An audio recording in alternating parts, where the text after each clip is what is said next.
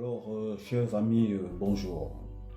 Nous continuons notre thème sur le prix de notre foi. Et j'ai envie de dire que nous réalisons, lorsque nous regardons le parcours des premiers chrétiens, des premiers disciples, des premiers apôtres, des premiers diacres, des premiers prophètes et pasteurs, que cette église a vécu dans les moments difficiles, dans la tribulation, dans la persécution, dans l'angoisse, dans le trouble.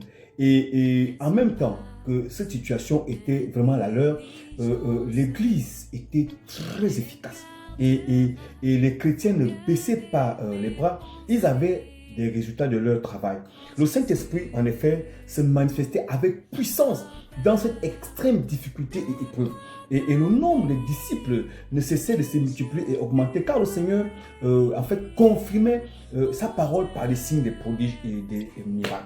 Et je vais être vrai en ramenant le contexte de la chrétienté dans notre réalité actuelle.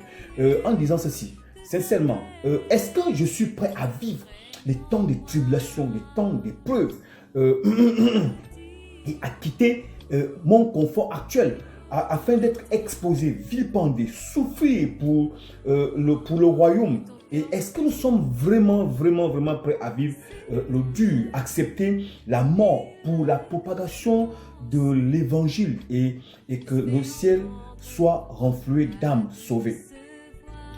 Je vais dire ceci. Quel est le témoignage de Dieu sur toi et moi actuellement? Parce que vous savez, il est dit ceci dans le livre des Actes des Apôtres, chapitre 12, verset 11. Ils l'ont vaincu à cause du sang de l'agneau et à cause de la parole de leur témoignage. La suite, ils n'ont pas aimé leur vie jusqu'à craindre la mort. Waouh! La parole de leur témoignage. Mais quel témoignage! La peur, 1. La crainte, 2. Le doute, 3. L'hésitation sont aujourd'hui des éléments du quotidien des chrétiens. Et nous, les chrétiens, vous et moi, même ceux qui ne sont pas chrétiens, nous avons peur d'oser. Et la peur de faire la prison, la peur de la tribulation, la peur de la mort. Alors, mais écoutez, à cela même s'ajoute la honte. Et on a même honte d'annoncer l'évangile. Vous savez, les premiers disciples, disons, ils ont été des personnes très braves. Et ces gens-là étaient très audacieux, ils étaient très forts.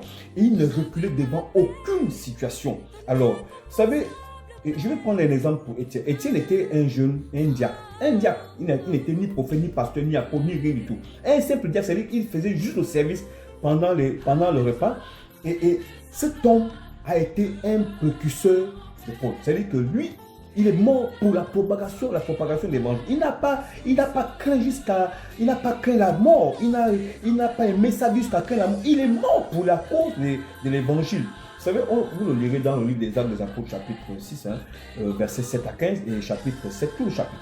Lisez, parcourez pour voir un peu la vie de ces gens. Et notre problème aujourd'hui, c'est le confort dans lequel nous vivons. Bien aimés, demain, nous allons continuer et que Dieu obéisse. Amen.